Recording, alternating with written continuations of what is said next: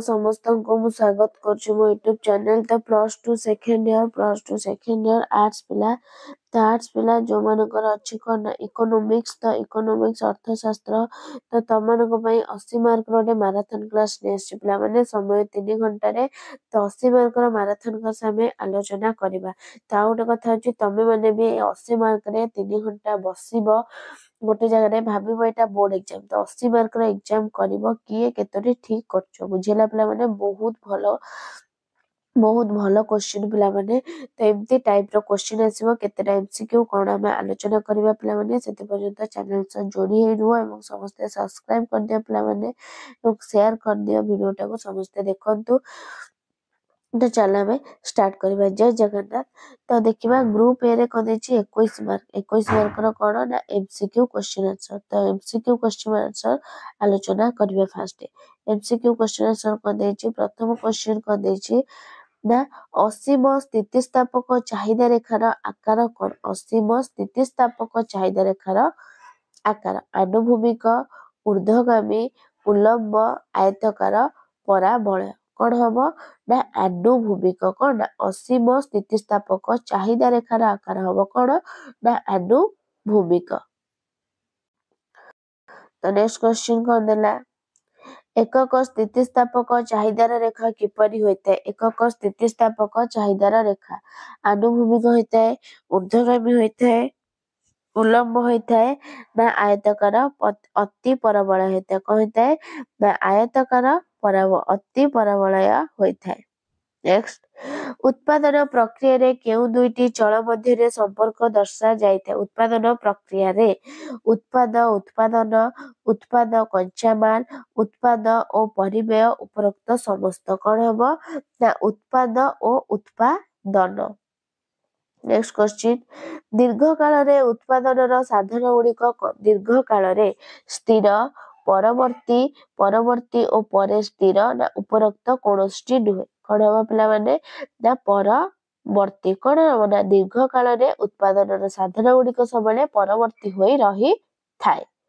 Next उत्पादन फलन को केउ भित्तिरे स्वल्पकालीन उत्पादन फलन और दीर्घकालीन उत्पादन फलन रे विभक्त करा जाय समय उत्पादन साधन पुंजीर परिमाण श्रम पुंजीर परिमाण कोन हबो पिला माने हबो समय कोन ना समय।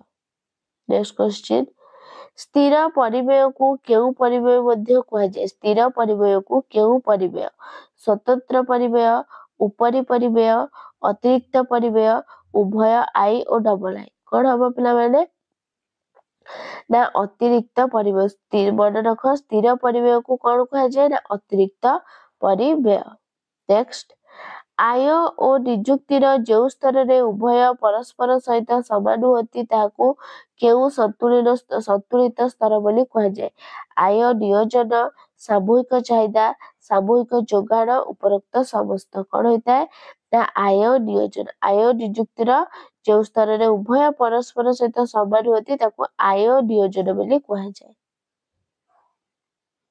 नेक्स्ट जेतेबेले सीमांत आय हाराहारी आय ठारू कम हुए सेतेबेले हाराहारी आय केते होइताय स्थिर रहे ह्रास पाए वृद्धि पाए कोनोसिटी नुहे कोन हबो ना ह्रास पाए। परवर्ती क्वेश्चन मोट आय आकलन करिवार सूत्र कोन विक्रीत द्रव्यर परिमाण गुणन द्रव्यर एकक पिछा दर ना विक्रीत द्रव्यर परिमाण हरण एकक पिछा दर द्रव्यर परिमाण युक्त दर ना द्रव्यर परिमाण माइनस दर कोन हबो ना विक्रीत द्रव्यर परिमाण हरण एकक पिछा कोन ना दर। नेक्स्ट द्रव्य विभेदीकरण केउ प्रकार बाजार एक प्रमुख वैशिष्ट्य पूर्ण प्रतियोगिता ना एकाधिकार शुद्ध प्रतियोगिता एकाधिकार मूलक प्रतियोगिता कोन हबो ना एकाधिकार मूलक प्रतियोगिता। नेक्स्ट केउ प्रकार बाजार रे प्रतिष्ठानर हाराहारी आय और प्रत्यय आय समान एकाधिकार अल्पाधिकार पूर्ण प्रतियोगिता एकाधिकार मूलक प्रतियोगिता कोन हबो ना पूर्ण प्रतियोगिता कोन ना पूर्ण प्रतियोगिता। नेक्स्ट केउ बजार व्यवस्था रे अल्प संख्यक क्रेता थाती केउ बजार व्यवस्था रे पूर्ण प्रतियोगिता एकाधिकार शुद्ध प्रतियोगिता अल्पाधिकार केउ बजार व्यवस्था रे अल्प संख्यक क्रेता थाती ना अल्प अधिकार बजार रे अल्प संख्यक क्रेता थाती। तापरे नेक्स्ट क्वेश्चन पिला माने देखिबा केउ समय मध्यरे जोगाड़ परिवर्तित होई पारे नाही केउ समय मध्यरे दीर्घकाल स्वल्पकाल बजार काल अतीब दीर्घ काल कौन हम पिला माने ना बजार काल कौन ना बजार काल। नेक्स्ट निम्नलिखित उपादान मध्यरु केउ समष्टि अर्थनीतिर विषय वस्तु नुहे हाराहारी मूल्य तत्व अर्थनैतिक अभिवृद्धि तत्व समष्टि अर्थनैतिक बंटन तत्व भोक्ता संतुलन कौन ना तत्व कौन हम पिला माने ना भोक्ता संतुलन तत्व हम।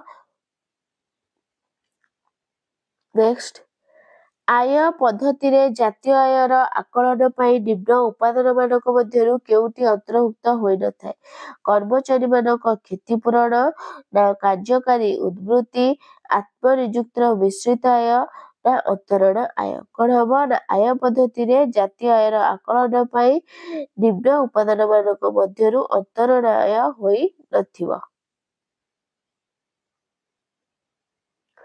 तापरे व्यक्तिगत आय पाउना निमंते जातीय आयरु निम्नलिखित केउटी बाद देबाकू पड़े निगम मानकर अबारित लाभ निगम लाभ कर सामाजिक सुरक्षा योजना देय उपरलिखित समस्त कौन हम ना उपरलिखित समस्त।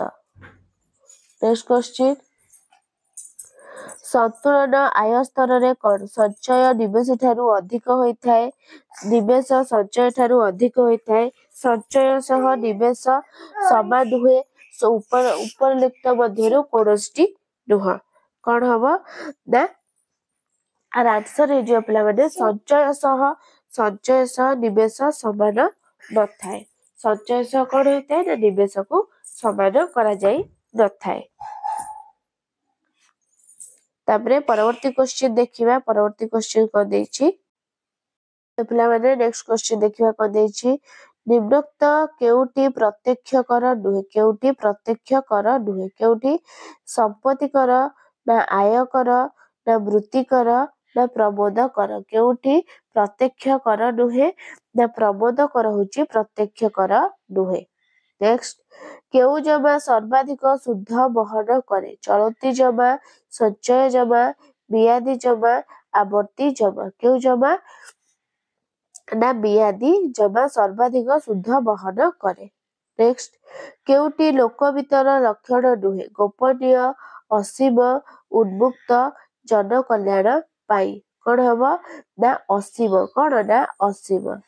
परवर्ती क्वेश्चन निम्नलिखित मध्यरु केउटी वाणिज्यिक बैंक मानकर कार्य नुहे जमा ग्रहण ऋण प्रदान ऋण सृष्टि नोट प्रचलन कौन हम आईवी नोट प्रचलन। तमरा 21 टा तमरा एमसीक्यू सहिला तापर हम आलोचना करबा कोन ने 2 मार्किया क्वेश्चन जे कोनसे हम 7 टा करबा देखिबा 10 टिके 11 टा हम 7 टा करबा। तो प्रथम क्वेश्चन को देछि चाहिदार स्थितिस्थापकतार संज्ञा प्रदान कर कोन चाहिदार स्थितिस्थापकतार संज्ञा पिला माने ना चाहिदा अन्य उपादान अपरिवर्तित रही द्रव्यर दर एक निर्दिष्ट हार रे परिवर्तन हेबा जगु चाहिदार परिमाण रे घटुथिबा परिवर्तनर मात्रा को बा चाहिदार घटुथिबा संकोचन बा प्रसारणर मात्रा को चाहिदार दर स्थितिस्थापकता कुहा जाय साधारणतः चाहिदार दर स्थितिस्थापकता कहले चाहिदार स्थितिस्थापकता को बुझाए।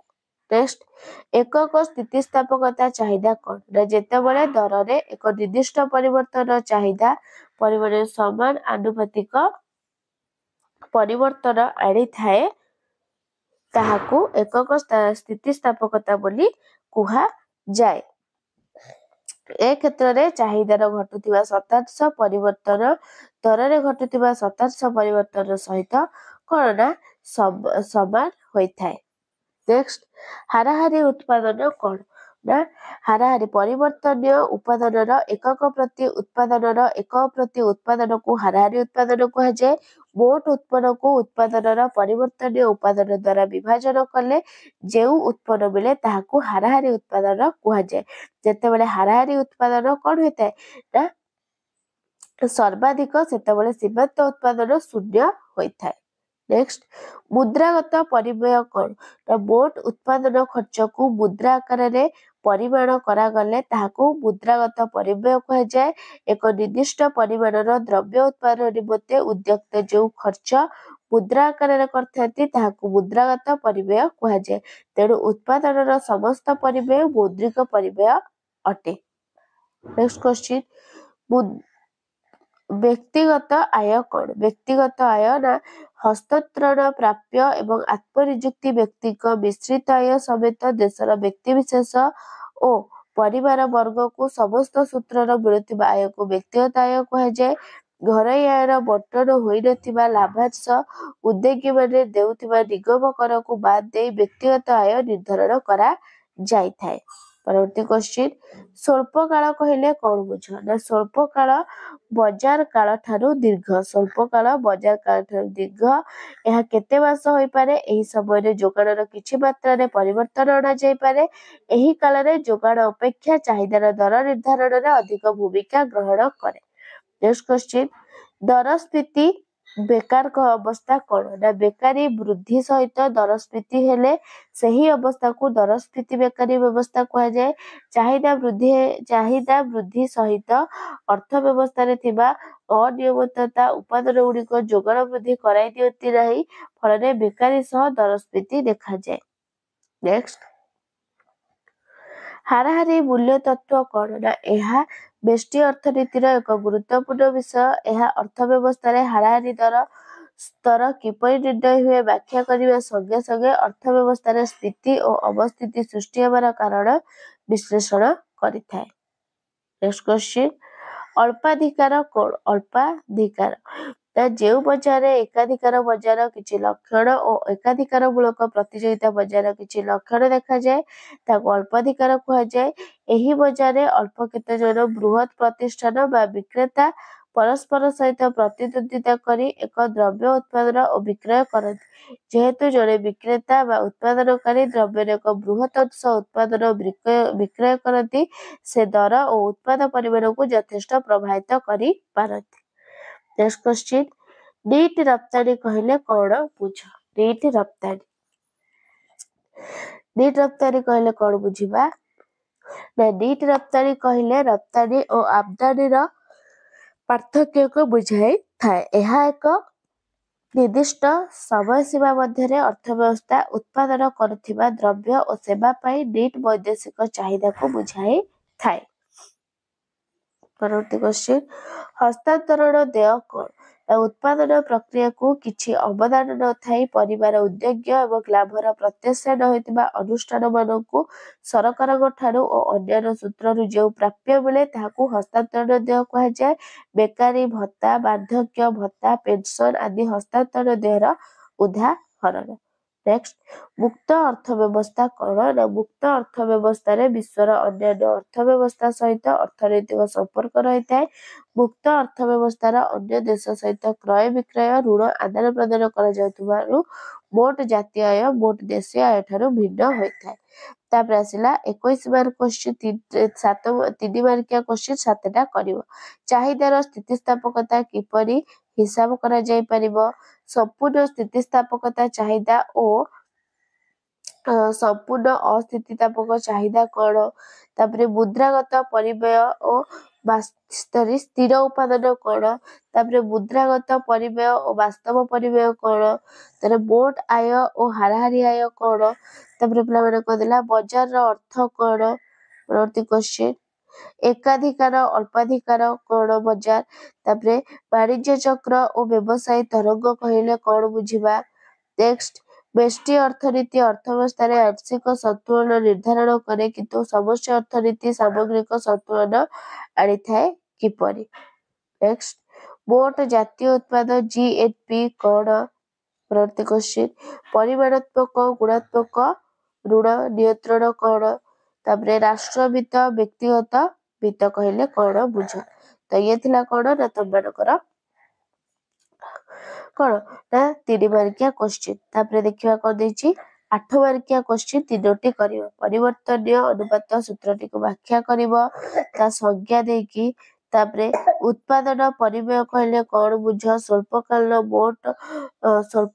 मोट परिव्ययर उपादान गुड़िक कौन ता वर्णना करी मोट परिव्यय किपरि निर्धारण करा जाए रेखाचित्र साहाय्य बुझाओ।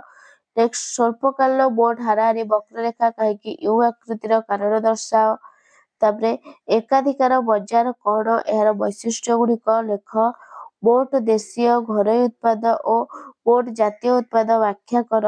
उपादान परिव्यय आकार रे बजार दाम रे मोट देशीय उत्पाद एवं उपादान परिव्यय बजार दाम आकार रे मोट जातीय उत्पाद मध्य पार्थक्य कौन। तापरे बजेट हेउची अर्थनैतिक प्रगतिर एक अस्त्र आलोचना कर। तो पिलामाने बहुत गुरुत्वपूर्ण क्वेश्चन इकोनॉमिक्स रा तमनकर सइला बुझेला मैराथन क्लास आलोचना पिलामाने तो बहुत गुरुत्वपूर्ण समस्त देखिबो। VST मैराथन होची बहुत गुरुत्वपूर्ण बुझेला। तो तादरे 80 मार्क रो फुल आछी बोर्ड एग्जाम टाइप रो क्वेश्चन आंसर पड़े आछी। आ भितर भी किछि क्वेश्चन बोर्ड एग्जाम को आसीबो बुझेला। तो वीडियो टे भला लाइक शेयर सब्सक्राइब कर दियो पिलामाने। रहउची धन्यवाद। जय जगन्नाथ।